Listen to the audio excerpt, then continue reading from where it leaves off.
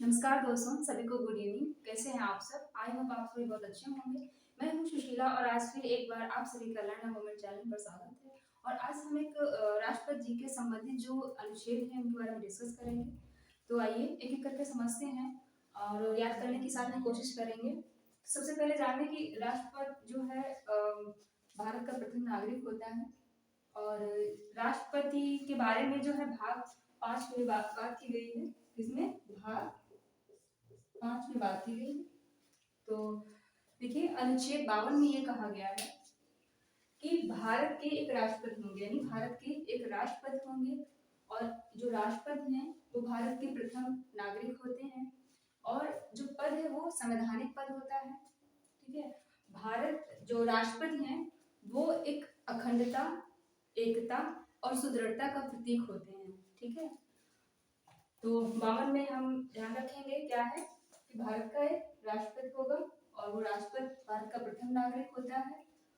ठीक है।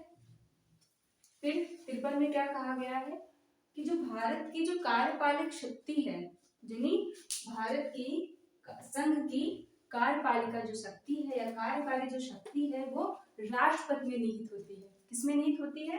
राष्ट्रपति में, प्रेसिडेंट में निहित होती है। तो इसको याद रखेंगे। 53 में क्या कहा गया है कि जो संघ की कार्यपालक जो शक्ति है या कार्यकारी जो शक्ति है वो राष्ट्रपति में निहित होती है। फिर अगला देखिए 54 यानी 54 अनुच्छेद में क्या कहा गया है। सारे अनुच्छेद हमको याद रखिए। अनुच्छेद 54 में क्या कहा गया है? चुनाव की बात की गई है कि राष्ट्रपति के चुनाव की बात की गई है। फिर 55 में राष्ट्रपति के जो चुनाव होगा वो किस तरीके से होगा, यानी इसमें रीत की बात की गई है, तरीके की बात की गई, किस प्रकार से चुनाव होगा। तो इसमें जैसे रीत तरीका क्या होता है कि जो प्रेसिडेंट का जो चुनाव पद के लिए चुनाव होता है वो अप्रत्यक्ष रूप से होता है, यानी जनता के द्वारा सीधा प्रत्यक्ष चुनाव होकर के अप्रत्यक्ष रूप से होता है। यानी एकल संक्रमणीय मत और गुप्त मतदान के माध्यम से प्रतिनिधित्व प्रणाली, यानी जो अनुपातिक प्रतिनिधित्व प्रणाली के माध्यम से किया जाता है। फिर 56 में क्या कहा गया है? कार्यकाल, टीन्योर ऑफ प्रेसिडेंट, यानी प्रेसिडेंट का कार्यकाल कितना होगा। अनुच्छेद 56 में बात की गई है। किसमें? 56 में बात की गई है टेन्योर। और भारत में प्रेसिडेंट का कार्यकाल कितना होता है? 5 साल होता है, यानी 5 वर्ष होता है। हालांकि 5 साल के पहले भी प्रेसिडेंट मतलब हट सकते हैं, हटाया जा सकता है, त्यागपत्र दे देते हैं, लेकिन जो टेन्योर एक है वो 5 साल का है। फिर 57 में क्या कहा गया है? अनुच्छेद 57 में पुनर्चुनाव के लिए अहर्ता। ठीक है। पुनर्चुनाव कैसे कि भारत में जो राष्ट्रपति है वो कितने बार ही वो पद के लिए चुना जा सकता है।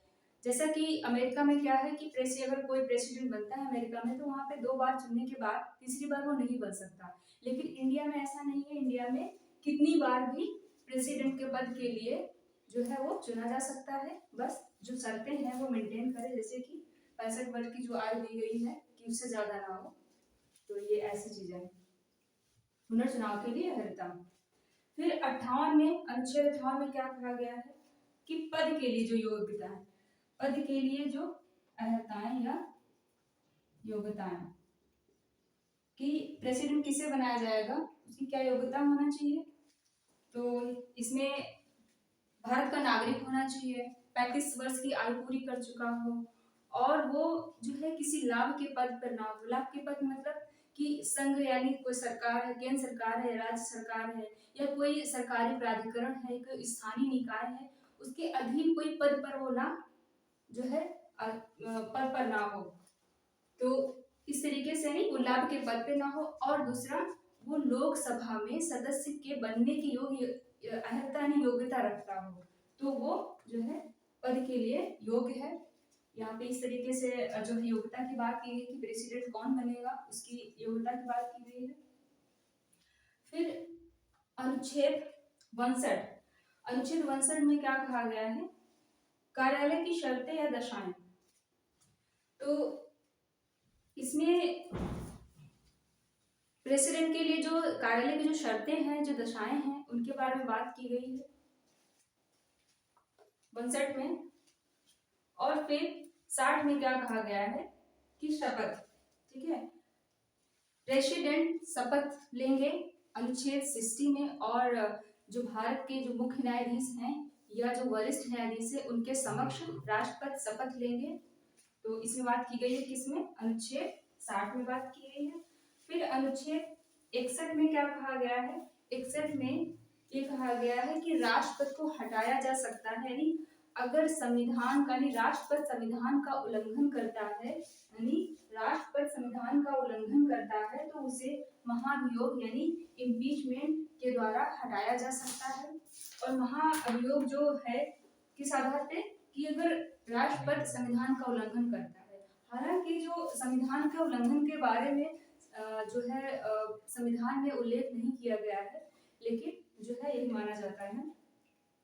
तो जो इम्पीचमेंट की जो प्रक्रिया है वो किसी भी सदन में शुरू की जा सकती है, यानी लोकसभा या राज्यसभा में, दोनों में किसी में भी शुरू की जा सकती है।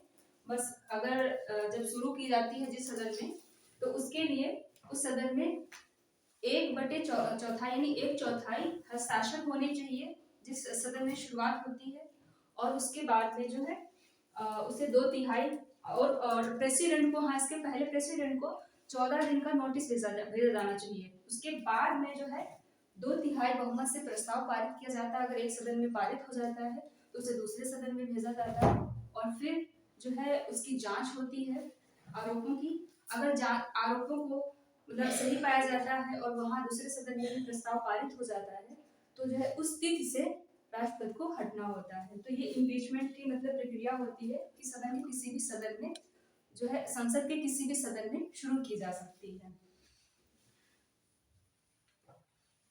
फिर अनुच्छेद 62 देखिए, अगर राष्ट्रपति जी का पद खाली है तो रिक्त भरने के लिए, रिक्त पद को भरने के लिए जो है 6 माह के अंदर उस पद को भरा लिया जाना चाहिए। मान लीजिए ऐसा कोई घटना घटित हो गई कि राष्ट्रपति ने अपना त्याग पत्र दे दिया हो, या राष्ट्रपति की मृत्यु हो गई हो, या उसे महाभियोग के द्वारा हटा दिया गया हो, तो इस कंडीशन में जो है 6 मंथ के अंदर पद को भरने की जो मतलब एक तिथि, मतलब एक डेट और एक सीमा रखी गई है कि 6 माह के अंदर खाली पद को भर लिया जाना चाहिए। तो आई होप ये अनुच्छेद है में एक बार इनको और रिवाइज करते हैं। तो अनुच्छेद 52 में क्या हमने सीखा कि भारत के राष्ट्रपति होंगे एक, ठीक है, और वो जो राष्ट्रपति है वो भारत का प्रथम नागरिक होता है, और ये अखंडता, एकता और सुदृढ़ता का प्रतीक होता है भारत में। और एक पद भी है वो कैसा होता है, संवैधानिक पद होता है। 52 में याद रखना कि भारत का एक राष्ट्रपति होगा। ओके, फिर 53 में संघ की जो कार्यपालिक जो शक्ति है, कार्यकारी जो शक्ति है वो राष्ट्रपति में निहित होती है। इसमें राष्ट्रपति में निहित होंगी। और 54 में चुनाव की बात की गई है कि राष्ट्रपति के चुनाव का होगा, इसमें जो भी जैसे भी चुनाव होते हैं उसमें चुनाव की बात की गई है 54 में।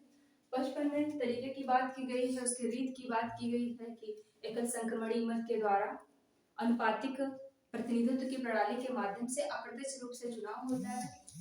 यानी इसमें क्या होता है, कैसे, जैसे कि संसद के दोनों सदनों के निर्वाचित सदस्य के द्वारा, या जो विधानमंडल हैं उनके निर्वाचित सदस्य, और केंद्र शासित प्रदेश के जैसे दिल्ली है, पुडुचेरी है, इनके निर्वाचित सदस्यों के जो कैंडिडेट हैं वो भाग लेते हैं। तो ये ऐसे इसमें चुनाव की बात की कि किस तरीके से चुनाव होगा, तरीके की बात की गई है। 56 में कार्यकाल की बात की गई है कि प्रेसिडेंट, जो टेन्योर ऑफ प्रेसिडेंट है वो कितने साल का होगा। 56 में बात की गई है। 57 में कि भारत में जो प्रेसिडेंट है वो कितनी बार भी चुना जा सकता है, कोई सीमाएं नहीं है कि एक बार के बाद दोबारा नहीं चुना सकता, नहीं, एक बार के बाद वो पुनः निर्वाचित होने की योग्यता रखता है। फिर है पद के लिए अर्हताएं योग्यता, कि पद के लिए यानी प्रेसिडेंट कौन चुना जाएगा उसके लिए योग्यताएं क्या है, अर्हताएं क्या है। तो 35 वर्ष की आयु पूरी कर चुका हो, भारत का नागरिक हो, लाभ के पद पे ना हो, और जो है वो लोकसभा में सदस्य बनने योग्यता रखता हो। 59 में कार्यालय की शर्तें की बात की गई है, दशाएं की बात की गई है, और 60 में शपथ है, ओथ की बात की गई है। 61 में महाभियोग की इम्पीचमेंट की बात की गई है, और 62 में जो है अगर पद खाली है तो 6 माह के अंदर पद को भरा लेना जाना चाहिए। ठीक है? ये है और आई होप अच्छे से याद कर लिए होंगे। फिर मिलते हैं नेक्स्ट क्लास में, तब तक के लिए नमस्कार।